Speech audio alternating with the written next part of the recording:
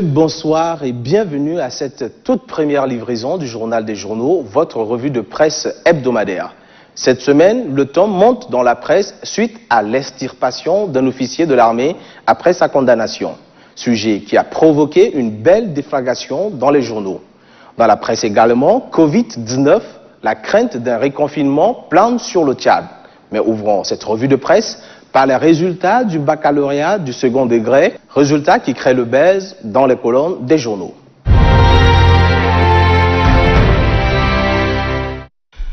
Résultats globaux du baccalauréat 2020, 33 712 admis sur 87 500 candidats, titre à sa petite une l'Observateur.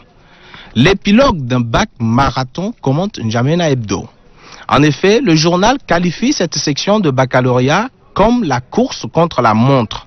Contrairement aux années précédentes, remarque N'Djamena Hebdo, la seconde série des épreuves écrites du baccalauréat se déroule en un seul jour. Nous ne croyons pas que ce rythme ait un incident sur le rendement des candidats, rassure le président du jury, le professeur Benzebe Tikri au journal. L'Observateur, qui a publié les statistiques globales des résultats de la seconde série d'épreuves, affiche un taux de réussite de 80,66%. Pour le journal, globalement, sur les 87 500 candidats inscrits au baccalauréat de l'année 2020, 33 722 sont déclarés définitivement admis. Par contre, 53 788 candidats sont ajournés, soit un taux d'échec de 61,47%, rapporte le journal. La tentative d'extirpation du colonel Abdoulaye Ahmad Arang après sa condamnation fait aussi la une des journaux. Colonel Abdoulaye Ahmad Arang est hors la loi, s'exclame à sa une l'Observateur. Le Tchad des Intouchables lance aussi à sa une N'Djamena Hebdo. Le colonel et ses complices retrouvés informent l'info. Abdoulaye et 5 autres condamnés à 5 ans de prison et radiés de l'armée, note le quotidien Le Progrès. En effet, l'Observateur a consacré presque toutes les pages de son journal à cette affaire. On peut lire des titres tels que « Est hors la loi rattrapé par la justice », les hommes en toge entrent en colère et interpellation. Quand l'anarchie gagne du terrain, Djimé Arabi est sur la sellette et un acte de rébellion contre l'autorité de l'État. Pour le journal, suite à l'invasion du colonel Abdoulaye Ahmad Arang, le 7 septembre dernier, au palais de la justice de N'Djamena, juste après le prononcé du verdict le condamnant à 5 ans de prison ferme, du jour au lendemain, le Tchad ne fait que sombrer dans la délinquance.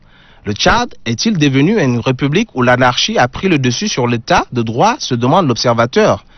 Qui voit cela comme un acte de rébellion contre l'autorité de l'État? Par conséquent, ironise toujours le journal, on peut se réveiller un beau matin et entendre que le Tchad a été vendu par ces prédateurs de la République aux puissances étrangères telles que la France, la Chine ou les États-Unis. L'éditorialiste de N'Djamena Hebdo ne lésigne pas sur les mots à propos de ce qu'il considère être une justice break, faisant allusion à la célébrissime série télévisée américaine Prison Break. Selon lui, contrairement au petit truand américain innocent de la série, l'homme évadé est un colonel de l'armée tchadienne que le tribunal venait de condamner de 5 ans de prison pour le meurtre d'un mécanicien au marché dit Champ de Fil. L'éditorialiste qui poursuit, même si le criminel fugitif a été appréhendé et remis en prison, l'image de la justice, de l'État, est plus que jamais et à jamais à terre. Face à ce fait, les magistrats et avocats tchadiens sont entrés en grève, informe Le Progrès. Les magistrats exigent entre autres le renforcement des éléments de sécurité et leur équipement d'armes et munitions dans toutes les juridictions du pays. Aussi, dans les colonnes des journaux cette semaine, le risque de propagation du Covid-19. La crainte d'un reconfinement plane sur le Tchad, titre N'Djamena Hebdo. Covid-19, les députés s'informent de la situation actuelle, titre à sa une aussi l'info. Selon le journal, le mal n'est pas encore enrayé.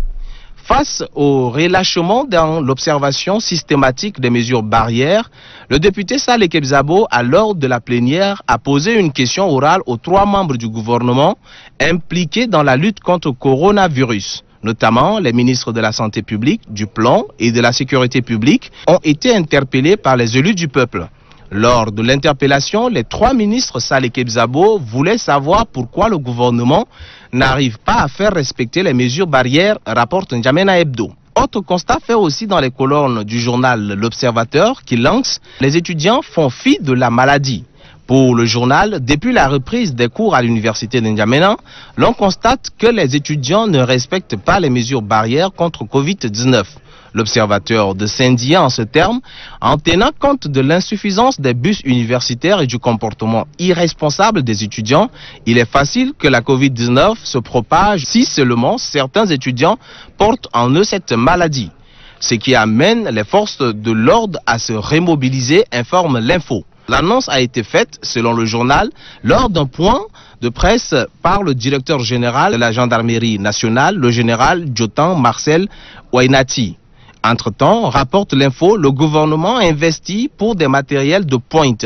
En effet, selon le journal, le ministre des Finances et du Budget, Tahir Amit Nguelen, en compagnie du secrétaire d'État à la Santé publique et à la Solidarité nationale, Dr Didi Ali Sougoudi, et des techniciens de leurs départements ministériels respectifs, a réceptionné la 2e vague de matériels médicaux arrivés par vol spécial à l'aéroport international Hassan Djamous de N'Djamena.